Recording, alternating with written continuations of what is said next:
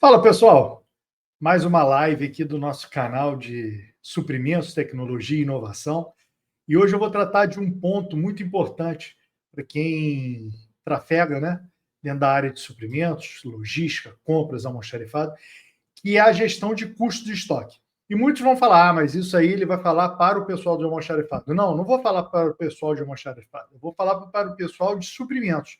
A logística tem uma grande parcela de sucesso dentro da gestão de custos, seja ela para o almoxarifado, seja ela para o próprio transporte, as opções de compras, ou seja, todos ali, o comprador que precisa entender em que momento que a produção está pedindo, se é consultar ao estoque, se não é, e ao próprio, claro, o almoxarifado, né, a gestão de estoque ali, precisa entender se isso está sendo feito de uma maneira assertiva ou simplesmente, como a gente fala, de uma maneira precária e que não tem resultado prático nenhum. Então, hoje eu queria mostrar isso, vou trabalhar isso, esse ponto, que é a parte, né, dessa gestão de estoque, onde inclui muitos fatores de desvalorização, de investimento, gasto com armazenamento, os impostos, né, a nova tributação que o Brasil está aí, inclusive a Tbilisi Supply tem um curso específico sobre a nova ordem tributária para comparadores, impostos, seguros e para falar de precisão, quando a gente fala, né, do custo de mercadoria vendida, que a gente precisa, então, entender. Então, é isso que eu quero trazer para o nosso encontro de hoje. Quando a gente fala, né, sobre o custo de armazenagem, quando a gente está falando sobre isso, existem quatro grandes tipos de custo de armazenagem.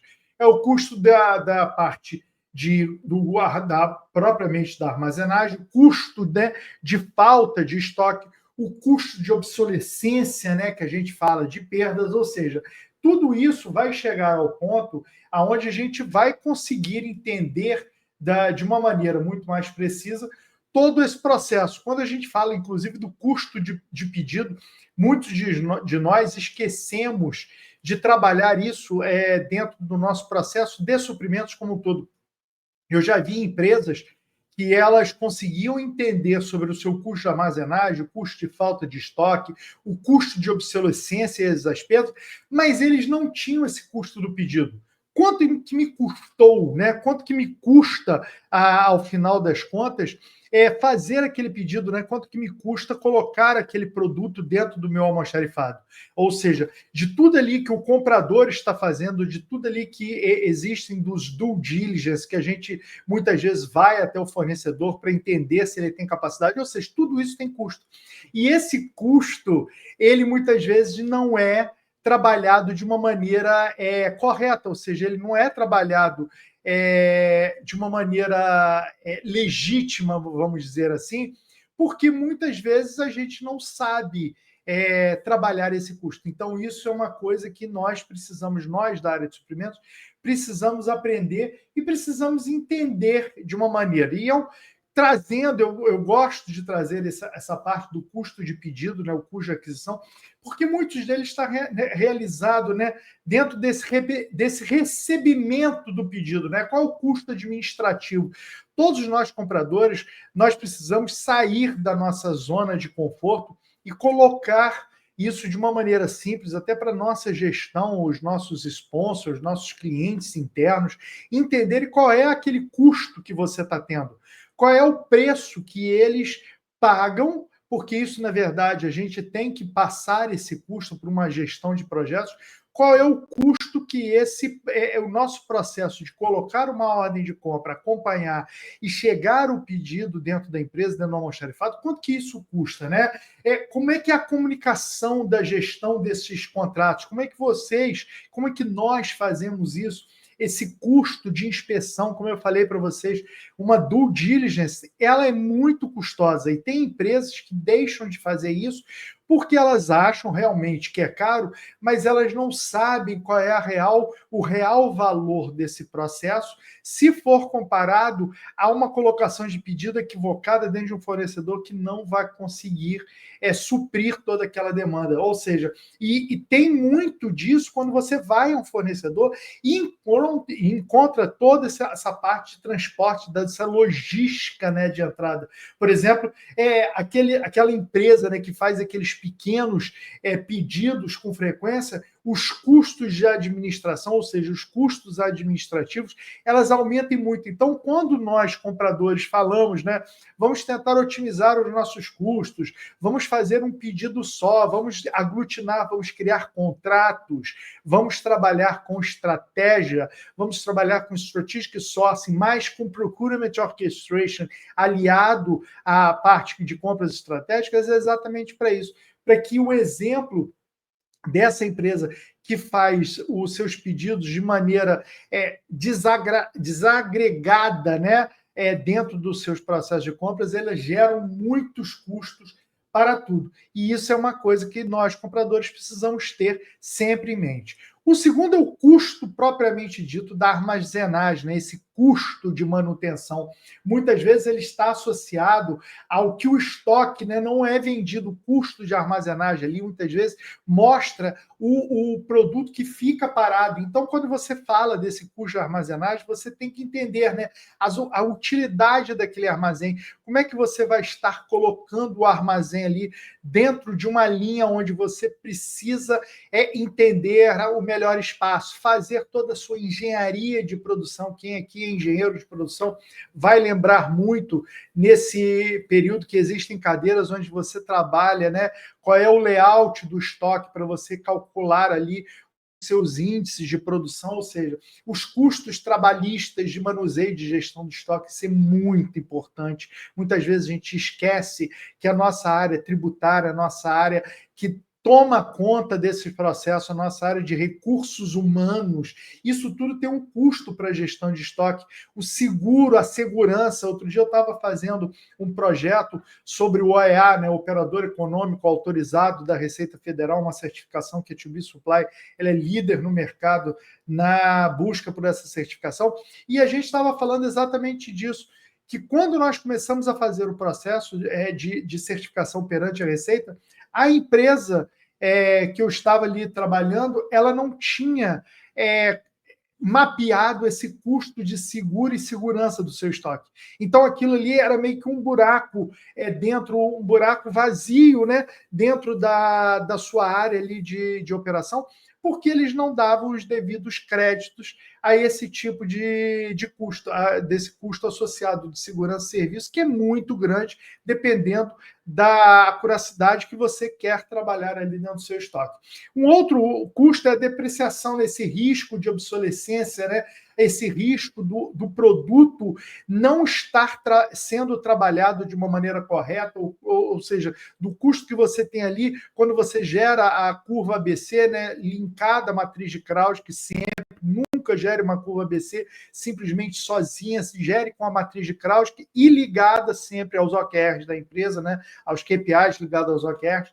Então, quando você tem esse risco de obsolescência, são aqueles produtos que você não está observando a real necessidade dele quando ele vai ser usado. E ali você deixa dentro do estoque e isso acaba você virando um surplus, né? Virando ali um produto já ultrapassado que você não tem nem condições de retornar ao fabricante, ao fornecedor original, e muito menos fazer um descarte. E ainda mais, você vai ter um custo em fazer esse descarte de um produto que provavelmente custou uma grana boa e que você ali deixou passar e não vai usar. O custo de oportunidade, né? Isso tudo remete a isso, o custo de oportunidade, capital imobilizado, ou seja, quando a gente escuta, né, dos nossos pares da área financeira, do CFO, falando que o capital imobilizado ele precisa diminuir, e isso é muito assertivo. A gente não pode deixar grandes volumes de dinheiro, né? E quando eu falo volumes de dinheiro, são volumes de equipamentos, produtos, né? Que estão dentro do estoque parado. Isso causa uma perda enorme de receita para a empresa, porque aquele valor que não está gerando nada, não gera ali uma poupança, e você está ali parado com ele sem você utilizar, e pior das hipóteses é quando esse dinheiro ele já não vale mais nada. Então, o excesso de estoque ele paga mais pelo armazenamento e corre esse risco de obsolescência de não ser aproveitado. Isso, então, é uma coisa muito séria. Quando a gente fala do terceiro, né, do custo de armazenamento, ou seja, do custo de falta de estoque, né, muitas vezes o custo gerado pela falta de produto, ele gera ali uma perda, né, das vendas e satisfação do cliente. Quando você cria essa insatisfação do seu cliente, tanto interno quanto externo, você cria uma linha ruim para dentro da sua área de suprimentos, do seu almoxarifado, porque ali os seus clientes começam a perder a confiança. Então, quando você faz isso, você cria ali uma barreira para o marketing, para o pessoal de vendas trabalhar novos pedidos. Pedidos urgentes e custos de transportes acelerados, ou seja, a falta de estoque, muitas vezes o comprador ele não faz essa ponte junto à sua produção ou junto ali à área de vendas, junto com o seu almoxarifado, e quando eles vão ver, você tem que comprar um produto na urgência, e aí você vai pagar o preço que o mercado quiser, porque ele vai entender que você está ali na urgência, e a sua logística vai ser totalmente descontrolada, ou seja, você também vai pagar um preço ali muito grande. Fora isso, você pode estar causando duas outras grandes coisas, que a parada, né, da sua produção. Imagina você, uma grande empresa que precisa ali de um produto do aço, e você para ali por falta de matéria-prima, porque você não se adequou à necessidade ali da sua produção. Então, o almoxarifado, junto com a área de compras, precisa muito ali, porque isso causa, assim, reputação ali, marca perdas ali, perdas de negócios futuros. Ou seja, por exemplo, se um varejista sem um produto popular em alta demanda, por exemplo, na época de carnaval, se aquela empresa que faz aqueles adereços, né, para que as pessoas usem no carnaval, imagina ficar sem uma matéria-prima ali de uma borracha ou algo que ela possa manusear ali. Ela vai perder muitos clientes, porque é uma área de altíssima procura, e também ela vai perder, ao longo de outros anos, a confiança daquele cliente, por essa empresa ter dado aquele engasgado ali, aquele engasgo ali, por falta do seu produto, do seu estoque. Quando a gente fala do custo, então, da obsolescência, das perdas, essa perecibilidade, né? Por exemplo, se você trabalha com os alimentos e você deixa esses alimentos vencer, eu falo muito sobre a gente quando começa a trabalhar na área de estoque, de armazenamento, eu falo para a gente sempre ter ideia que a gente está trabalhando com a despensa da nossa casa, né? A despensa de alimento. Você não pode ter muito arroz nem pouco arroz. Você não pode ter muitos grãos, nem pouco, porque quando você precisa alimentar a sua família e você dá falta de um grão desse, você vai sair à busca desse produto, e provavelmente esse produto você vai comprar mais caro do que você gostaria, fazendo ali uma pesquisa. Então, tudo isso você precisa imaginar dentro do seu almoxarifado. Fora isso, a gente tem uma obsolescência também tecnológica, onde aqueles produtos eletrônicos eles vão se vencendo muito rápido. Hoje em dia, com esses adventos das novas tecnologias, os produtos eles começam a trabalhar com menos tempo. Nós mesmos que somos dentro da vida nossa particular, a gente sabe disso. Antigamente, uma geladeira durava 10, 15, 20 anos. Hoje, uma geladeira está durando 5 anos, quando bem tratada. Então, isso também se trafega para a área nossa de almoxarifado. A baixa rotatividade e os roubos e as fraudes, danos no armazenamento, tudo isso você vai exigindo, né, descontos de baixas contábeis, e isso tudo é uma perda financeira absurda. Então, você imagina dentro de uma empresa, né, de tecnologia, por exemplo, os smartphones que todo de 6 meses lançam um smartphone novo, né? É impressionante, você abre o sistema, tem lá já um smartphone sendo lançado a cada 6 meses, você não consegue nem entender o seu, você já está ali o seu smartphone já está sofrendo obsolescência, né? E para vender esses grandes volumes, você acaba conseguindo um bom desconto, mas se você tiver um planejamento adequado para isso. Então, tudo isso acaba tendo um alto impacto no custo, né, de estoque. Você precisa observar para você ter uma redução de fluxo de caixa, ou seja, o capital preso ali dentro do estoque, ele vai reduzir muito o investimento, porque você está ali com essa redução dentro do seu estoque, você não está conseguindo enxergar ali o seu valor, as margens ali, o alto impacto quando você tem muito estoque, as suas menores margens de lucros, né? Os altos custos de manutenção que você tem que ter com o estoque, ali impactam a rentabilidade do seu processo, do seu projeto, a ineficiência operacional, ou seja, estoques que têm muitos produtos, muitos itens, eles aumentam o tempo ali que você precisa manusear e se torna complexo. Eu vou precisar de tantas novas prateleiras automatizadas, eu vou precisar, se o meu estoque for automatizado, eu vou precisar de novas tags de RFID, vou precisar entrar com isso dentro do sistema, vai demorar, ou seja, você não vai ficar, para fazer um spend análise, vai demorar muito. Então, essa complexidade, essa ineficiência operacional se torna cada vez também com alto impacto, né? Os problemas de atendimento, quando você imagina, quem aqui já não deve ter trabalhado numa empresa, que o almoxarifado era aquela bagunça. Então, para você atender um cliente interno, ou seja, sua área de produção, seus projetos, você tinha uma ineficiência e você trabalhava com todos esses clientes muito insatisfeitos. Clientes esses que não tinham confiança em chegar até o almoxarifado e conseguir aquele seu produto com mais rapidez. Então, tudo isso gera ali um impacto grande dentro do seu almoxarifado.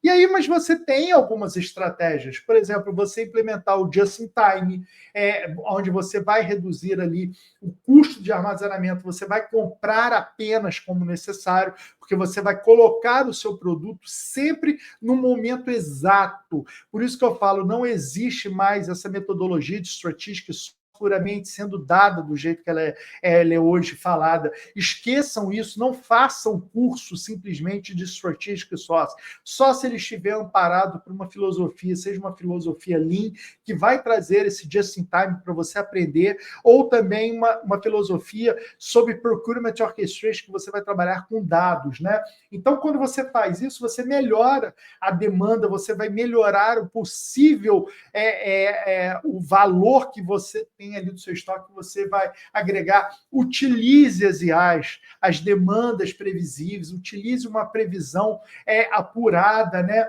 Você vai fazer as análises preditivas, ou seja, olha aí entrando o Procurement Orchestration, que vai ali manter níveis de estoques exatos, você vai evitar as falhas do estoque em excesso, ou seja, trabalhem com modelos econômicos, modelos de compra. Eu tenho muito artigo na minha página, você bota lá Alexandre do Vale, suprimento, você já vai me achar lá, e também na página da To Be Supply tem muito artigo sobre o modelo do modelo de lote econômico de compras, onde você trabalha sobre o equilíbrio desses custos de manutenção, e você vai definir sempre, utilizando aquelas ferramentas, matriz de Krauss, a curva ABC, os OKRs, os KPIs, toda a gestão de risco, você vai estabelecer ali a quantidade ideal para a compra. Você precisa, dentro dessa estratégia, sempre estar amparado para os softwares, ou seja, você precisa observar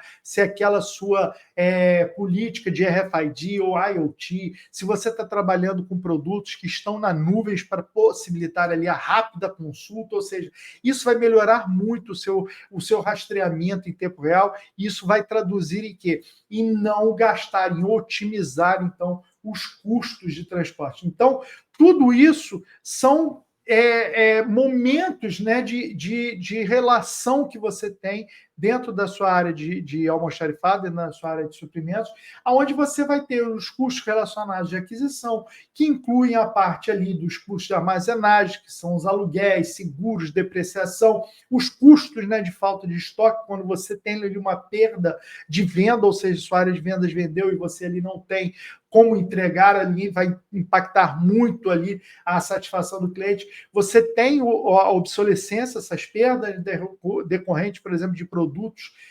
obsoletos, danificados, ou até mesmo roubados, que você vai descobrir, ou seja, como você utiliza isso tudo e como você sai desse processo. Otimizando o custo de estoque, fazendo o just-in-time, fazendo ali o cálculo do lote econômico de compras, ou seja, todo esse investimento por trás dos softwares, isso tudo pode já estar sendo trabalhado com muito mais eficiência e eficácia dentro dos seus processos. Então, pessoal, querendo saber mais, tem aí as nossas redes sociais, o Instagram está repleto de assuntos. Todos os dias eu coloco um produto, um processo, algo que você precisa saber dentro do nosso Instagram e no Facebook. É só colocar @tobisupply que você vai entrar. Não deixe de seguir, por isso ela vai te avisar quando tiver ali um novo post ou algo nesse sentido. Também o nosso YouTube, nosso canal do YouTube, é só colocar lá no YouTube, @tobisupply, que você tem todas essas lives, fora os cursos que eu dou, muitas vezes de forma gratuita, estão todos lá ancorados ali na nossa página do YouTube e também nas nossas páginas, na nossa página, né, tobisupply.com.br, que tem muito, tem blog, tem os cursos que eu ministro, tem a parte de empregabilidade, ou seja, tem muita coisa legal dentro desse momento, tem cursos abertos que vão te mostrar exatamente a estratégia por trás das compras estratégicas, mais alinhado com alguma filosofia, alguma nova, a forma como a gente trabalha essa nova metodologia de compras estratégicas. Beleza, pessoal? E agora, vamos fazer aquilo que a gente gosta, que a gente sempre está querendo fazer, que é comprar. Bora comprar! Tchau, tchau!